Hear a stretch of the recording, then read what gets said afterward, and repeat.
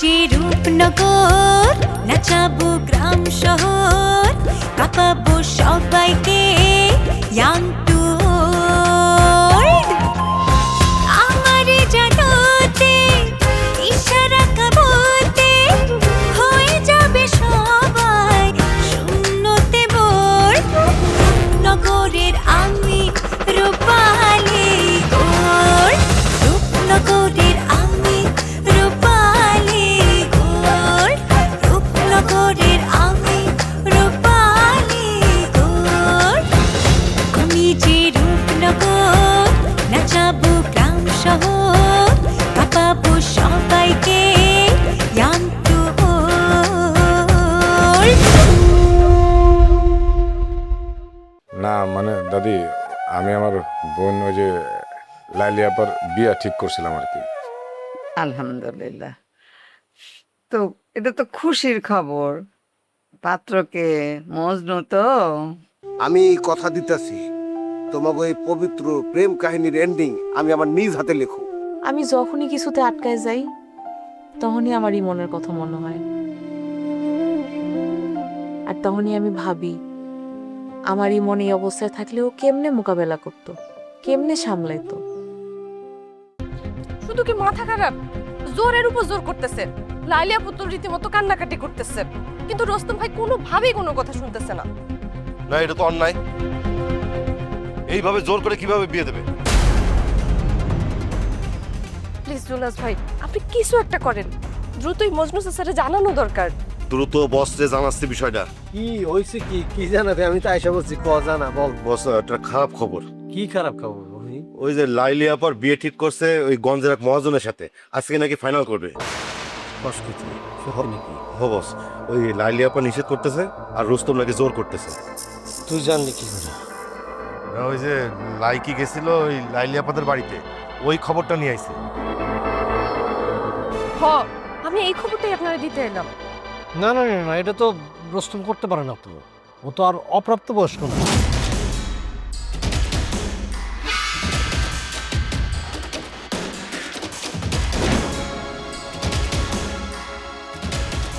Phone তো বন্ধ রে। হ্যাঁ, তাহলে এই লাকি, তুমি কি একটা কাজ করতে পারবা? তুমি লালির বাড়িতে যেতে পারবা? পারো, কিন্তু গিয়ে কি কমু? তুমি লাইলিরে বলবা যে যে করেই হোক ঘর থেকে বাড়িতে আমি তার সাথে দেখা করবো, খুব জরুরি। ঠিক আছে, যাও, দেরি করো না। যাও যাও যাও যাও যাও যাও যাও, বলো যাও। আচ্ছা ঠিক আছে, আমি যাইতেছি। যাও। বস, বিষয়টা আর ঢিলা দেওয়া যাবে না, রুস্তমরে বোঝাতে হবে। প্রয়োজন হলে আমি নিজে যাবো, যাই রুস্তমরে বোঝাবো, দরকার হলে ওর সামনে শক্ত হয়ে দাঁড়াবো। সবসময় শক্ত হইলেই কাজ সমাধান হয় না, কিছু জায়গায় শান্ত হইয়া চাল চালতে হয়, বুঝছস? রোস্তম হইতেছে কন্যার অভিভাবক, মানে লাইলির অভিভাবক। এখন হিসাব করে কথা বলতে হবে, বুঝছস? ঠিক আছে। বুঝছস তো জুলাস, জীবনের অনেক বিষয় আছে, সময় মতো কাজটা করে ফেলতে হয়, নাহলে অনেক ঝামেলা হয়। তুইও তোর জীবনের কাজটা সময় মতো করে ফেলিস। আমি কি বলতে চাইছি বুঝতে পারছস? বুঝতে পারছি বস। আচ্ছা আমি যাই, দেখি লালির সাথে দেখা করতে হইব, কথাটা আমার জরুরি। আমার সাথে যাবো মানে? তোর যাওয়ার দরকার নেই, আমি প্রয়োজন হলে ফোন দেবো। ঠিক আছে, প্রয়োজন হলে জানাইন। বস এটা কি বলে গেল? সময়ের কাজ সময়ে করতে হবে, তার মানে লাইকের ব্যাপারটা কি বুঝে ফেলছে নাকি?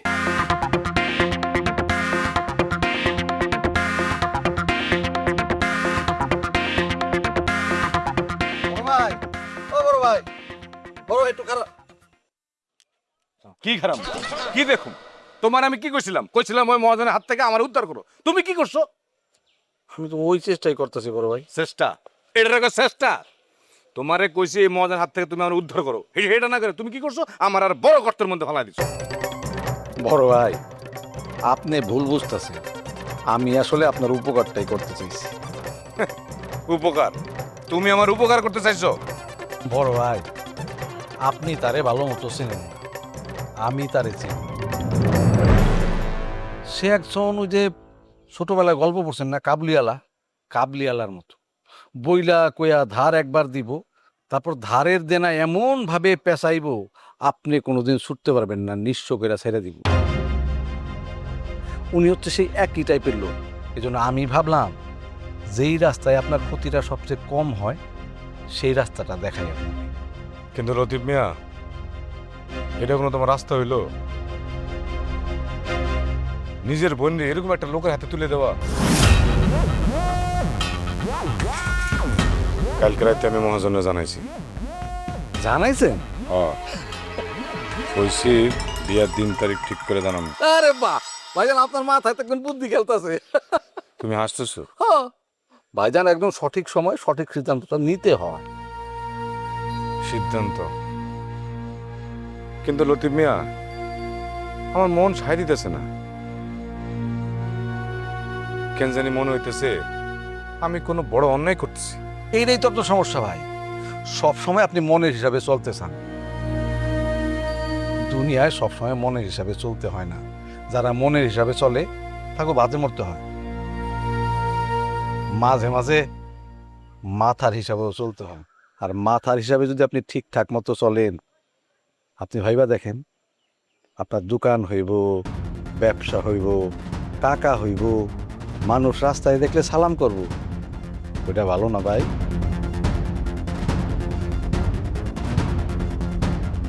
আল্লাহ জানে আমি ঠিক করতেছি নাকি ভুল করতেছি।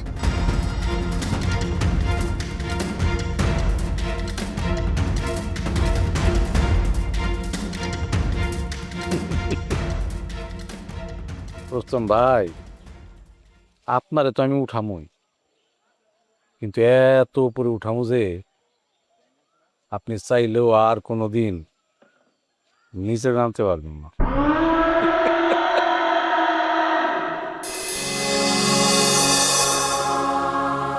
চাচা, আসসালামু আলাইকুম। চাচা, ওয়ালাইকুম আসসালাম। কেমন আছো নয়ন বাবাজি? আমি তো ভালো আছি। চাচা, আপনারে এখন দুর্বল লাগতেছে কেন? পোলা নিখোঁজ থাকলে বাপের চেহারা কি আর ফুলের মতো থাকে রে বাবা? আমি কিন্তু মারুফরে খুঁজতেছি চাচা, আর এসআই বিদ্যুৎও কিন্তু অনেক সিরিয়াস। জানি বাবা, দিন যায় রাত যায়, কিন্তু আমার পোলাটার তো কোনো খবর পাই না। চাচা, এবারের এসআই কিন্তু একটু আলাদা। পোলাটা ভালো আছে, সে খুব চেষ্টা করতেছে। চেষ্টা তো অনেকেই করে, ফল কই রে বাপ? চাচা, একটা কথা জিগাই। কও। আমার বোন জামাই, ওই যে কলেজের ভিপি ইমন, ওর তো মৃত্যুর ব্যাপারে কিছু খোঁজ খবর নিতেছি। ইমনের বিষয়? জি। কেন, আমার কাছে কি জানতে চাও? আমি কলেজের কাজের জায়গাটার খোঁজ খবর নিতেছি। মানে ওর মৃত্যুতে কার লাভ হইব, কার ক্ষতি হইব, এইসব বিষয় আর কি। ইমনের বোন জামাই লতিফ, ওরেও কিন্তু কড়া করে ধরছিলাম। লতিফ? ওই হারামি বদমাইশটা? জি। সে অবশ্য একটা কথা কইছে। কি কইছে? সে কইল আপনি নাকি ইমনের কাছে উপহার পাঠাইছিলেন, ইমন নাকি সেই উপহার গ্রহণ করে নাই। আসলে এর পেছনে কি কারণ ছিল চাচা? খারাপ। ইমনের মৃত্যু অ্যাক্সিডেন্ট না খুন সেটা আমি কইতে পারব না, কিন্তু এটাও সত্য যে আমি কলেজের কাজটা পাইতে চাইছিলাম। তারপর লোক দিয়ে ইমনরে আমি বসে আনানোর চেষ্টা করছি, রাজি করাইতে চাইছি। এই এলাকায় রাজনীতি করতে গেলে এসব করতে হয় বাবা। তখন তো সে নতুন ডিবি হইছে। তো ইমন রাজি হয় নাই? একদম না। ছেলেরা খুব জেদিয়া ছিল, নিজের সিদ্ধান্তে সবসময় অটল থাকতো, খুবই নীতিবান ছেলে ছিল। তারপর আমি হয়তো আবারও চেষ্টা করতাম, অন্যভাবে কথা কইতাম, কিন্তু তার আগেই মরে গেল। তাহলে আপনার ধারণা এই কাজের পেছনে অন্য কেউ থাকতে পারে? শুধু যে আমি কাজটা পাইতে চাইছি এটা ভাবলে ভুল করবা। মানে? আরো লোক আছিল, অনেক বড় বড় লোক। কারা? ইয়ে নাম ধরে তো কিছু কইতে পারবো না বাবা, প্রমাণ তো নাই আমার হাতে। তবু আপনার সন্দেহ হয় কারে কারে? তুমি ওই হারামি আজমলদের ধরলে কিছু পাইতে পারো। আমগো আজমল চেয়ারম্যান? হ্যাঁ, আপনি শিওর? নিশ্চিত না, কিন্তু সন্দেহ আছে। কিসের ভিত্তিতে? ওই আজমল্লা সামনে থেকে খেলে না, আড়াল থেকে খেলে। আর ওই কলেজের কাজটা নিয়ে আমার চেয়ে ওর বেশি আগ্রহ ছিল। বলতে পারো ও আমার 1 নাম্বার প্রতিদ্বন্দ্বী ছিল। দেখো বাবা, আমি শত্রুতা করে আর এই কথা কইতেছি না। আমারে সন্দেহ করছো ঠিক আছে, তুমি তদন্ত করো। তবে একটা কথা মনে রাখো, রাস্তা একদিকে সব যাইব না। বুঝছি চাচা। আর একটা কথা, কোন? মার উপরে একটু খোঁজো। আগে আমার পোলাটারে খুঁজে দাও, তারপরে ইমনের বিচার করো। দুইটাই করবো চাচা। মারুফ রফিরা আনমু, আর ইমনের সত্যিটাও বের করবো।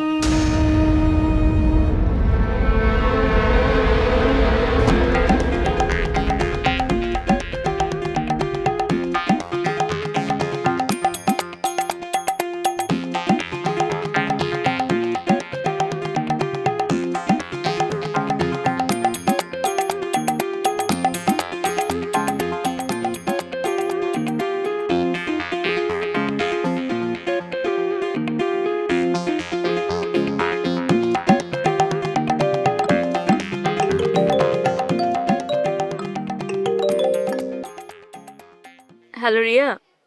কি ম্যাডাম, এত ব্যস্ত মানুষ আপনি যে আপনারা ফোনে পাওয়াটাই কঠিন হয়ে গেছে। আর কইস না, এই বাড়িতে এখন আমার বন্দি করে রাখার প্ল্যান চলতেছে। উমা, চেয়ারম্যান সাহেব আবার নতুন আইন দিছে নাকি? আইন না, একদম জরুরি অবস্থা। বাইরে যাওয়া মানে জেরা, কৈফত, কই যাবো, কেন যাবো, দুনিয়ার প্রশ্ন। তোর জন্য খুব কষ্ট লাগে রে সামিহা। কষ্ট তো লাগবেই। মাঝে মাঝে মনে হয় নিজের জীবনটার উপরে না নিজের কোনো অধিকারই নেই। তুই বাদ দে তো এইসব কথা, আগে এক কাজ কর, তুই আমগো বাড়িতে আয়। এখন এখনই খুব জরুরি কথা আছে। রিয়া, বাবার কড়া আদেশ, বাইরে যাওয়া যাইব না। এখন আমি কেমনে যাবো ক? বাহ, ভালোই তো। তাহলে এখন আমি আর কোনো গুরুত্বর কিছু না, আমি ডাকতেছি তোরে, আর তুই আইবি না? আরে পাগলি, কি কইতাছস? তুই যদি আমার কাছে গুরুত্ব না হইতি, তাহলে এই অবস্থার মধ্যে ফোন ধরে এতক্ষণ তোর লগে কথা কইতাম? তাহলে বান্ধবী প্লিজ আয় না, তোরা কতদিন দেখি না। চেষ্টা করুম, কিন্তু না কয়া বাইরে হলে যদি ধরা খাইয়া যাই। তুই আগে আয়, ধরা খাইলে পরে দুজন মিলে একসাথে চিন্তা করুন নে। আচ্ছা রিয়া, একটা কথা কত, তোরে হঠাৎ করে এত খুশি খুশি লাগতেছে কেন? এই কথা তো ফোনে কওয়া যাইব না। মানে কি হইছে? নতুন কোনো কিছু নাকি? কাণ্ডও কইতে পারোস, আবার খুশির খবরও কইতে পারোস। খুশির খবর? কি খবর রে রিয়া? নারী উদ্যোগের কিছু নাকি? এই জন্যই তো তোর আইতে কইতেছি, সামনে বসে সব ঘটনা কইলে তখন বেশি মজা। আরে বান্ধবী, ফোনে একটু হিংসে না। আচ্ছা শোন,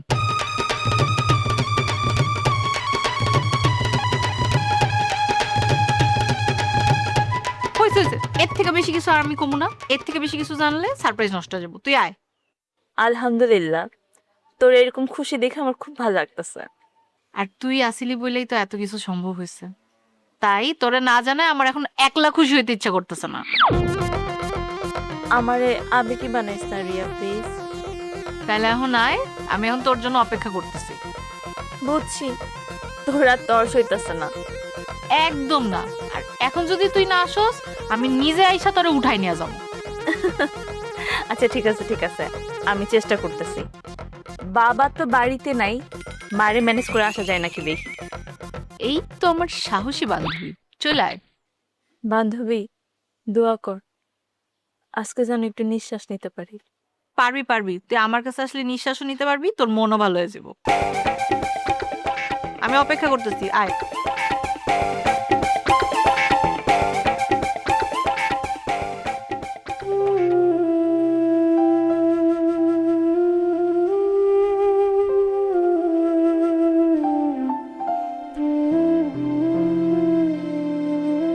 লাইলিবু, আমি একটা জিনিস কিছুতেই বুঝতে পারতেছি না, রুস্তম ভাই কয়দিন থেকে এরকম আচরণ করতেছে কেন?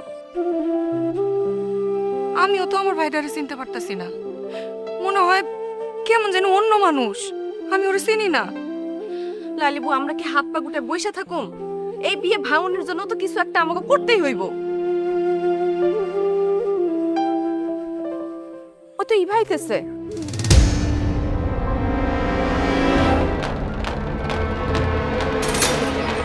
লাইলিবু, একটা কথা সত্যি করে কত? কি কথা? আগামী শুক্রবার নাকি তোমার বিয়া? কি কি গো? কি কইলি? হ, রুস্তম ভাই একটু আগে দাদির কাছে গেছে, আগামী শুক্রবার নাকি তোমার বিয়া, এই কথা কই আইছে?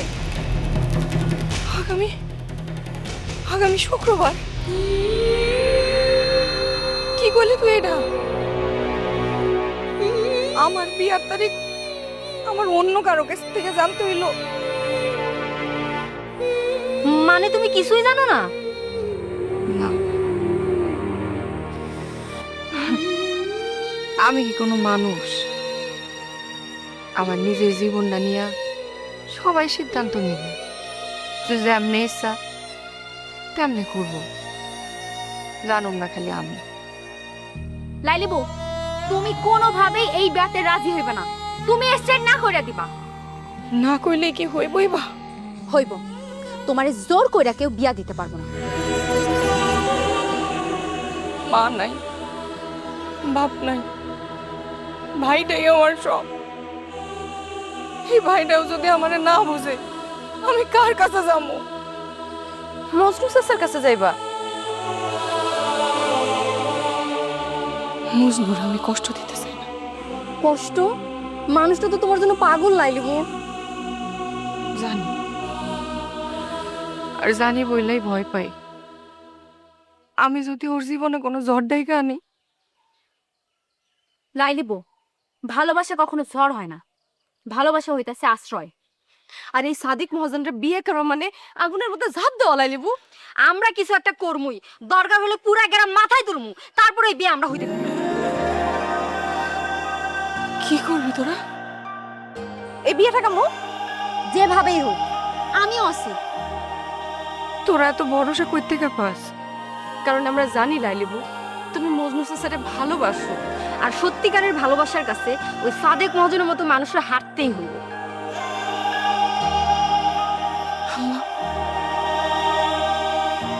যদি সত্যি কোনো পথ দেখা থাকে, যে রাস্তাটা তুমি আমাকে দেখায় দাও।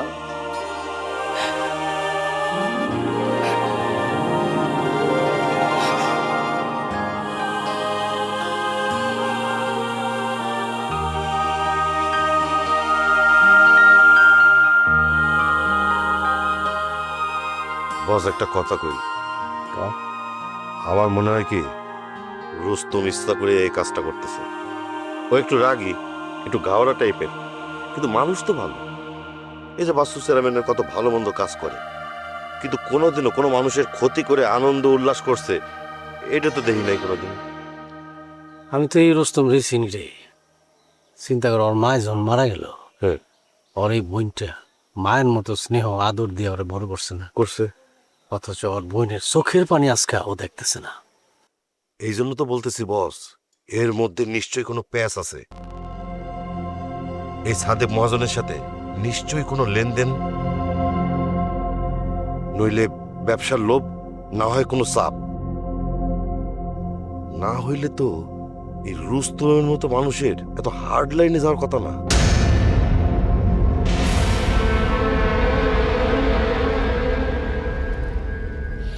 আমি অবশ্য নাই নয়ন, ওই এসআই বিদ্যুতের সাথে আমার কথা হয়েছে। আসলে ঘটনা হয়েছে কি, জীবন মাঝিরে যদি পিক করা যায়, ধরা যায়, তাহলে কিন্তু সমস্যা সমাধান হয়ে যাবে। বাবা কইছে এখন বাইরে বেশি যাওয়া ঠিক না, মায়াগুনে কি ঘরে থাকা উচিত। তোর বাপের এখন সপ্তাহতেই বাড়াবাড়ি। কিন্তু মা, আমার যাওয়াটা খুব দরকার, আমি না গেলে সমস্যা হয়ে যাব।